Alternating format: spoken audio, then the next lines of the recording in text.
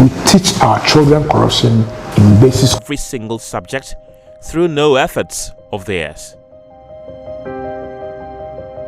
Professor Ernest Kofi Davis, the Acting Director General of GES, who declined speaking on camera, outlined efforts made by the GES and its major stakeholders to ensure all staff of the service understand the rules governing the exams and the repercussions of violating them.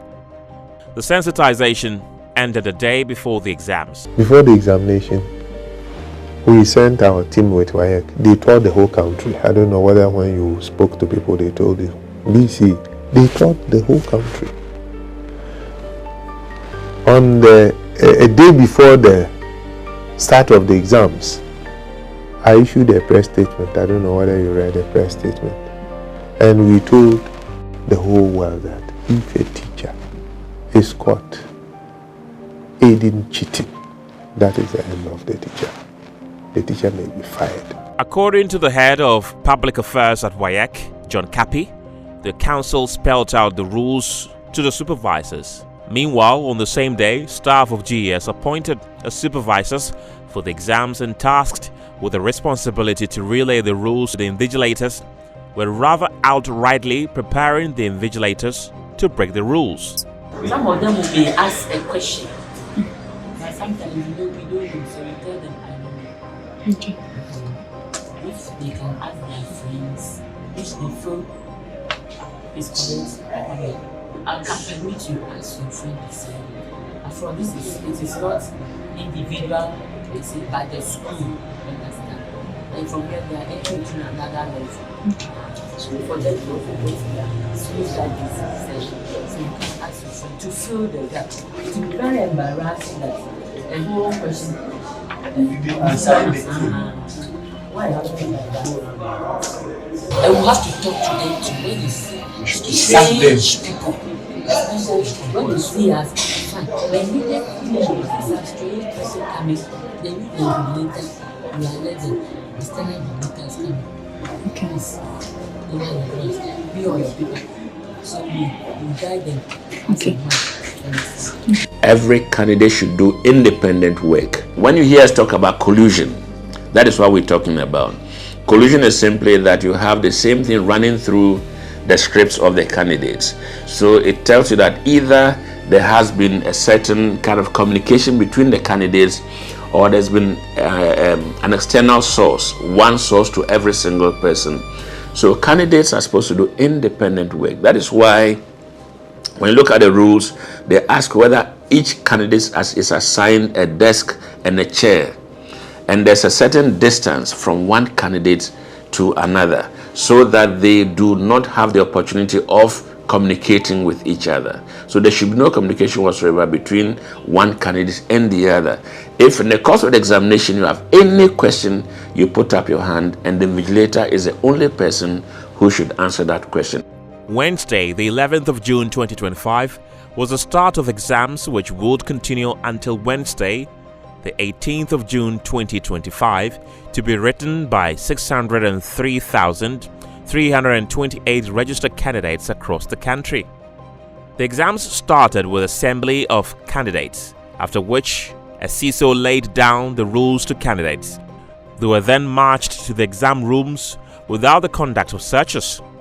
It would later be discovered in our investigation that the foreign materials that the search would have found were sanctioned, hence the deliberate skipping of the search.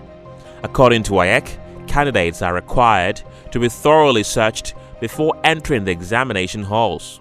One of the first things that you do is to search the candidates thoroughly before they go in. That is why we advise a 30-minute wait period. So searching has not been cancelled. It is still an integral part of the process before the examinations start.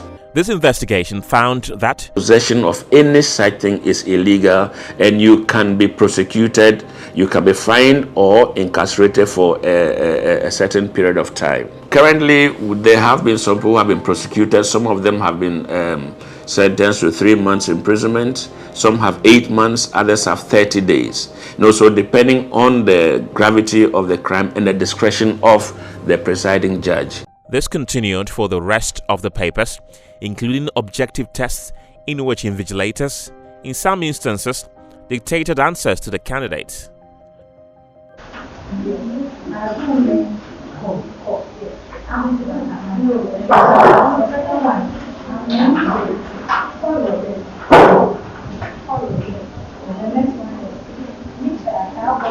This explained the scene at the start of the paper.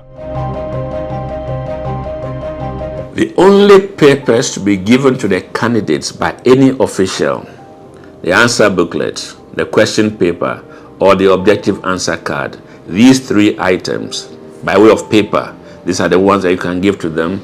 And then for shading purposes, we give them pencils. Apart from these, no other paper should come from anyone to any candidate in the examination hall. So if any examination official, a supervisor, or an invigilator is found distributing any other paper in the examination hall, it is illegal. It is wrong. To ensure that the happenings in the exam halls stayed in the exam halls, all answers distributed on papers were taken back by invigilators before exiting the halls.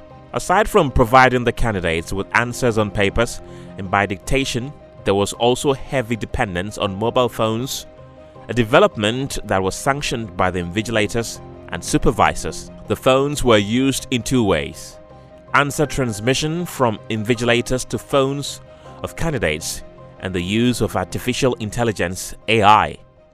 I think parents should desist from providing mobile phones for their children, because at BECE, I believe that, well, much as maybe some of them are big enough to earn money, a child who is in GHS 3 certainly would have gotten a phone from the parent. And so if the child is going to write examination and you say, for this week, I'm taking your phone away from you, you have not done anything wrong. On the contrary, you are serving a good purpose to help the child to be independent in the work that they do.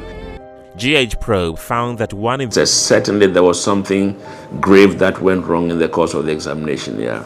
Despite all the malpractices that happened in both centers investigated, they successfully evaded being caught by both WAEC.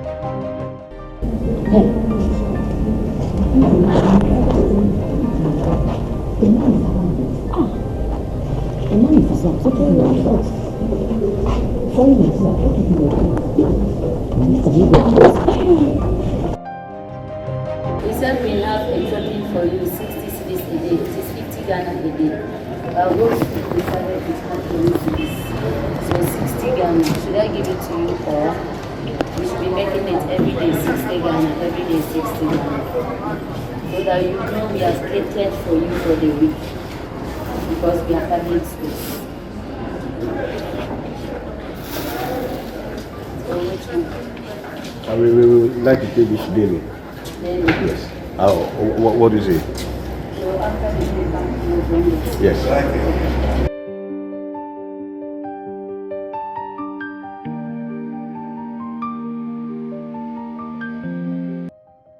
Candidates were also instructed to give their invigilators money at the end of every day's examination.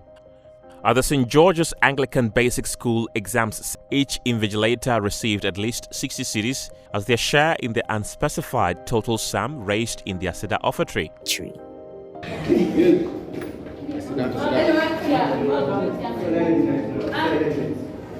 How much is that?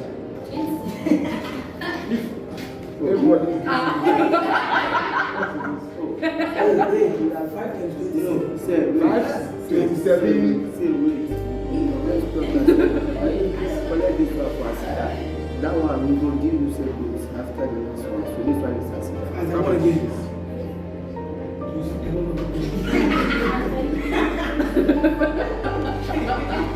Add 5 cents so that you give 50. Hurry up.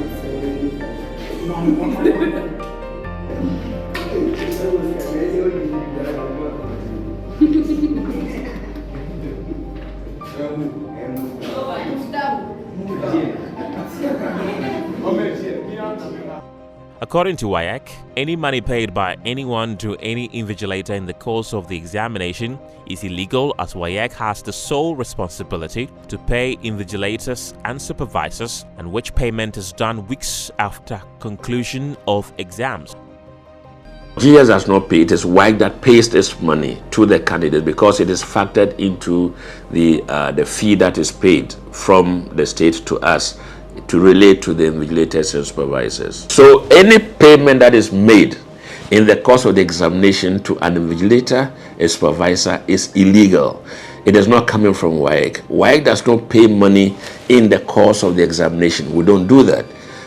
You finish and then you submit your claims and then they are worked out properly and then the money is sent in bulk to the supervisor and then he in turn would also relay same to the teachers who took part in the invigilation. In the past few years, WAEC has struggled with leakages of question papers prior to the start of exams. Head of Public Affairs at WAEC, John Cappy, outlines the reforms implemented to block leakages. This year we decided to increase our collaboration with our partners. If I talk about our partners, I'm talking about the Ghana Education Service, I'm talking about the Ghana Police Service, I'm talking also about the National Intelligence Bureau. We also had our own locally trained personnel that we send out, and then our staff who also go out. So I think that we had an increased presence across the country to monitor the examination, and I think that to a large extent, yes, we were successful because the reports that we received indicated that but for the presence of these persons, a lot could have gone wrong in the conduct of the examination. Indeed, the strategy by WAEC appeared effective as leakages of question papers referred to as APO were not recorded and questions arrived at exams centers securely sealed during GH probe investigations. Leakage in question papers occurred, between 2020, 2021, 2022, and that was the major dimension of examination fraud. But since 2023, when the Ministry of Education brought in the BNI to take over the questions security and printing security, we've not been seeing leakages in the dimension that we used to see. The questions hardly leak. But because, as I said, there is a demand and a supply and a business case for that matter, the teachers who are involved in this crime have suddenly re-strategized and moved from having foreknowledge of the questions, solving them and giving them to the students to learn before the examination, to an era where they collude in the examination hall.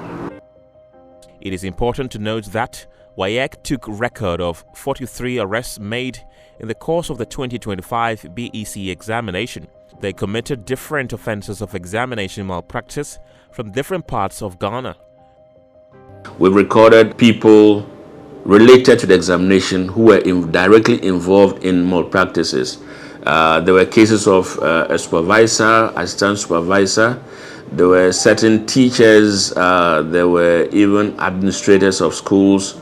There were 2 cases where heads of the basic schools were involved in this kind of thing. So yes, it is true that it is coordinated.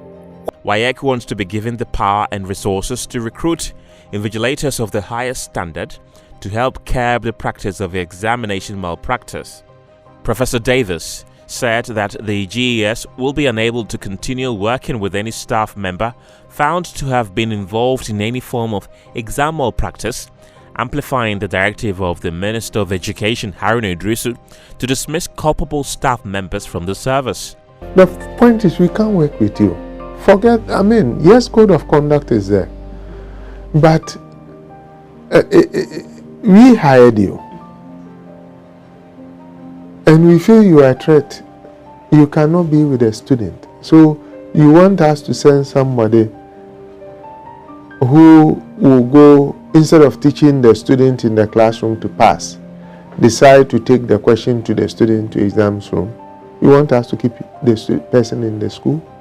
Kofi Asari spoke about the negative impact of exam malpractices on Ghana. The major impact of examination malpractice is felt on the social fiber of our society. That is where we breed corruption. We teach our children corruption in basic schools. Corruption 101 is what we teach them when we support them to participate in examination fraud and examination malpractice at the basic level. So you are grooming the child to understand that corruption is normalized, and once you can make it, the most important thing is that you have made it. If you start teaching your child corruption in basic schools, the child will never unlearn it at the tertiary level, and they will grow up to become corrupt citizens, corrupt adults. That, for me, is the most damaging impact of examination malpractice. Professor Davis also decried the negative impact of exams malpractice to the nation. We don't want to have professionals who have cheated their way through, because once they finish secondary school, they are going to university and they will come out as professionals. And I don't think nobody will be happy being operated on by a doctor who cheated his or her way through education. So we frown on it, and any head who will do that should pray that he or she is not caught. But once he or she is caught, WAEC is demanding adequate supervision of teachers to ensure that candidates are properly prepared to independently write and pass the exams.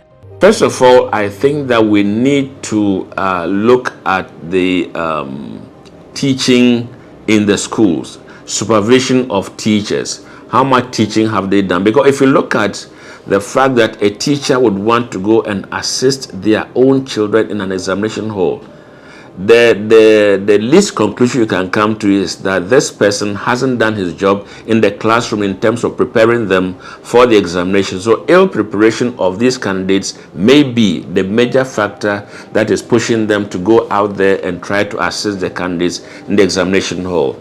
So if there is adequate supervision of teaching and getting to know whether indeed these candidates are being adequately prepared for the examination, probably it will be a thing that will cause us to tell that, okay, fine, they are prepared to go, and then they can go out there and write the examination independently.